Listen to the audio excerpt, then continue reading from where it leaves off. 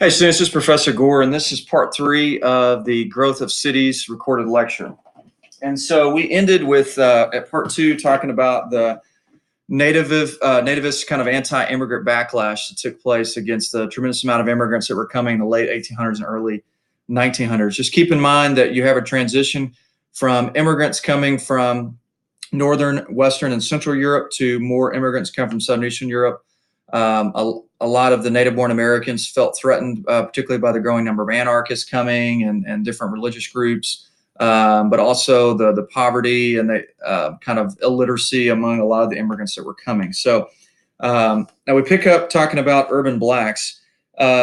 Really, you see African Americans moving in large numbers to the north and the West Coast, really in during and right after World War I and during and right after World War II. We call those the Great Migrations in American history. But immigrants African Americans are still immigrating within the United States to the north. About 30,000 came between 1900 and 1910, making New York only the second to Washington, D.C. as a black urban center.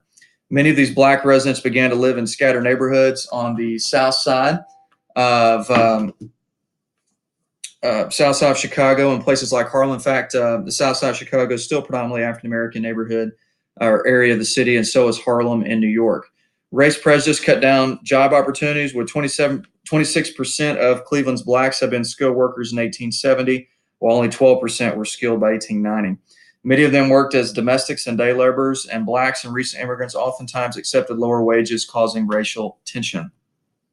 Okay, and after World War I, they would be used as strike breakers, which we'll see when we get to the next module in this course that, man, that's going to cause the Red Summer of 1919. The church became the center of African-American community, with Methodists and Baptists being the largest denomination. All right, let's talk about political machines. This is a political cartoon of Boss Tweed. And he is the guy on the left. And then the guy who's got the throne is the one who's really kind of running or who's supposed to be in charge, and then Boss Tweed on the left is really who's in power. And so what was interesting is Thomas Nast is the famous cartoonist who brought down Boss Tweed, who was a member of the most infamous political cartoon or infamous political machine in American history called Tammany Hall in New York. He knew a lot of his constituents were illiterate, so what he did is he actually drew these cartoons to illustrate for people how he was exploiting them, and actually brought Boss Tweed to justice and ended up going to prison as a result. So George Washington Plunkett took over after Boss Tweed went to prison. The machine acted as a social service agency, providing jobs for the jobless, helping hand for bereaved family, intercession against certain city politics. And you're thinking, well, geez, that's great. But they did provide good things to their constituents in exchange for them staying in power. And what you see is, on one hand, you see some good things done for the people. On the other hand, you see a tremendous amount of corruption. And so what they would do is they would accept bribes, kickbacks. You could only run for the party machine only if you were good with them and did what they told you to. So that wasn't really democratic at all. And so back then, you voted in public. So if you didn't vote for whoever the political machine told you to vote for, then they could get you fired.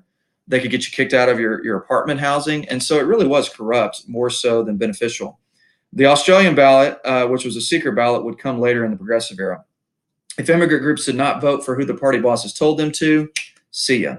The business community was similar, served by these machines. Contractors sought city business. Gas companies and streetcar lines wanted licenses. Manufacturers needed services and not too busy inspectors. And the liquor trade and numbers rackets relied on a tolerant police force. All of them turned to the machine boss and his lieutenants. These services cost the tenant dweller his vote and the businessman money. Contractors paid kickbacks, gamblers, saloon keepers, and prostitutes paid protection money. Gas and trolley companies gave payoffs. Boss Tweed was brought down by Thomas Nast, as I mentioned. But George Washington Plunkett made most of his money building wharves on Manhattan's waterfront. He would suck up to Irish, Italians, and Russian Jews in his 15th district of New York to retain his power. So the main thing to remember about political machines, they sucked. They were corrupt, exploited the people. Here's Boss Tweed.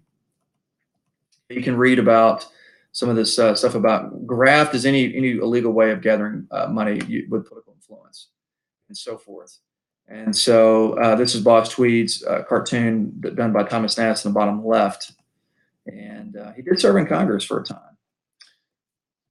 Anytime you see this political cartoon or this cartoon right here, I always think political machines. Here's another one, vultures. He got convicted of embezzlement.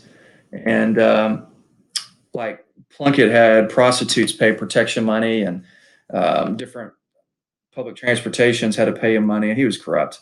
All right, let's look at religion in American history at this time. So Judaism is a increasingly growing religion at this time because of Jewish immigrants, mostly of German origin. About 250,000 came, and more came when Eastern European Jews began arriving in the 1880s. German Jews practiced Reform Judaism and had abandoned keeping a kosher kitchen and conducting services in Hebrew. So they were a little more liberal within Judaism. The newly arrived Jews were Orthodox and spoke Yiddish, much more kind of conservative religious Jews. They kept their old customs and built new synagogues or took over old buildings to create one. Now, Catholics made up the largest religious group in the United States at this time. They basically kind of battled whether they should keep some of their conservative customs or not.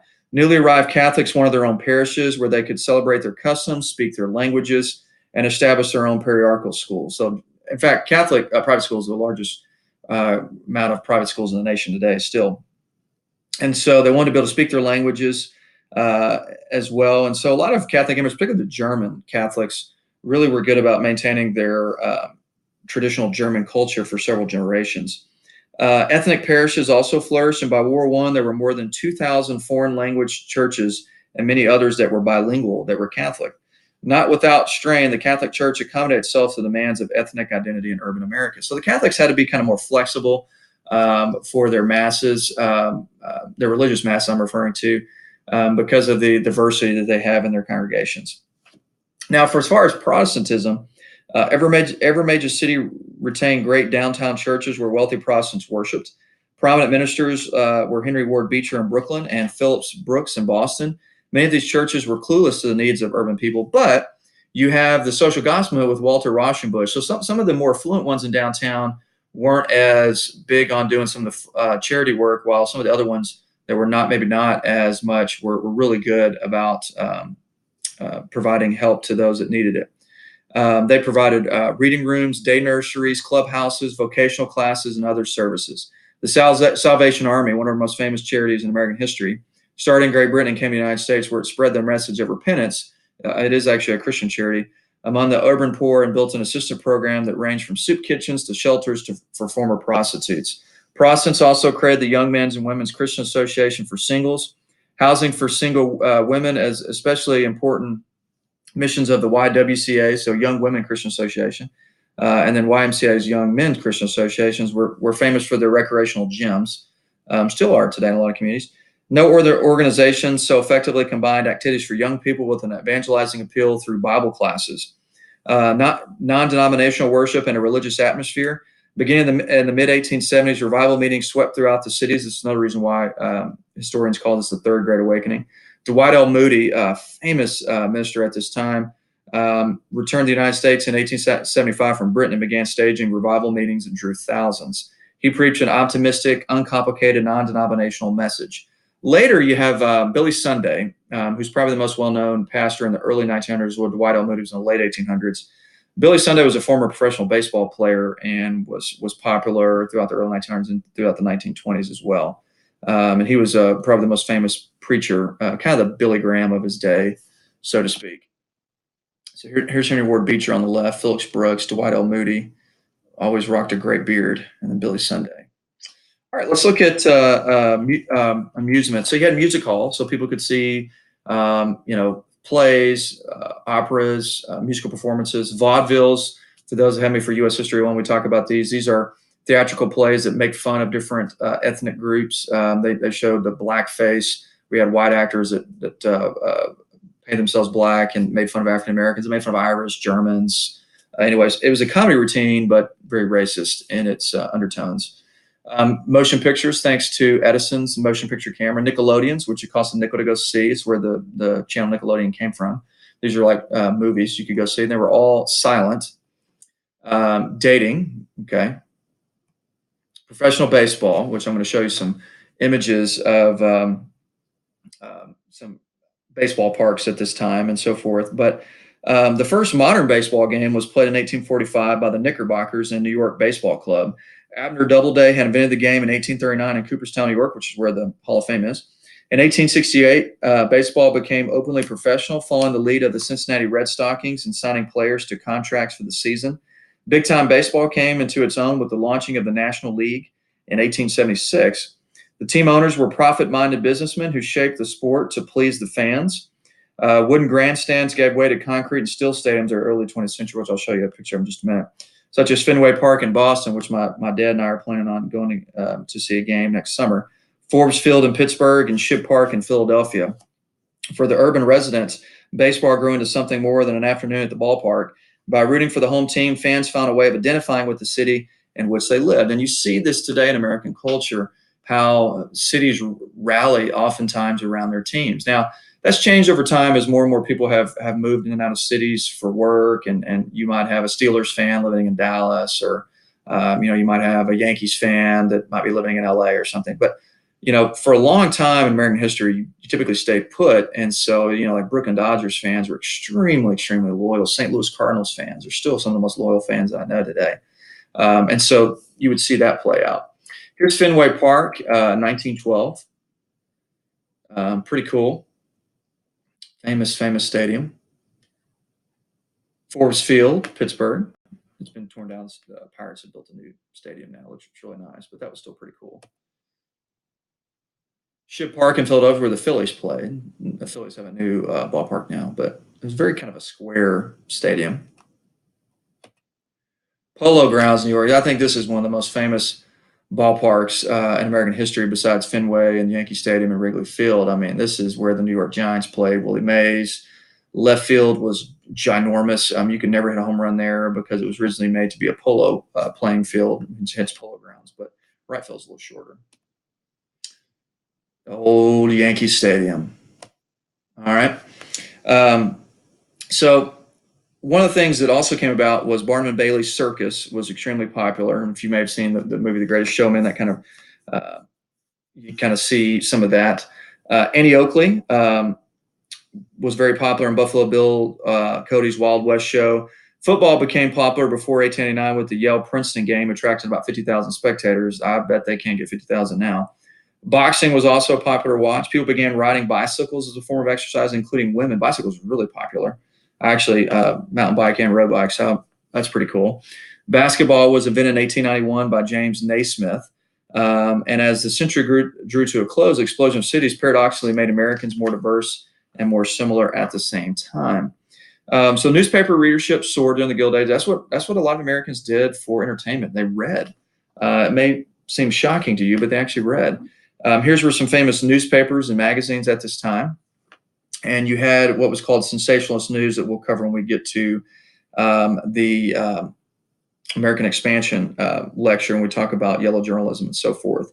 But sensationalist news is where they would take true stories and exaggerate them to make them more engaging. You see this in 24/7 news media today, where they try to draw you in with the headline. They kind of exaggerate some things, make it a bigger deal sometimes than what it is, and other times it may be a bigger deal than what they're actually portraying it. So also another thing that was interesting with higher culture, kind of yellow journalism. So sensationalist news exaggerate the truth. And ironically, Joseph Pulitzer later gets a Pulitzer Prize named after him. So the Chautauqua movement began in upstate New York in 1874, where they sent lectures to small towns and other cities to educate citizens in various historical, scientific, mathematic, and literature topics. Like you could pay to go see, or sometimes usually free, but you could go learn about a lecture on biology or history. And so it was a way to provide education to the masses.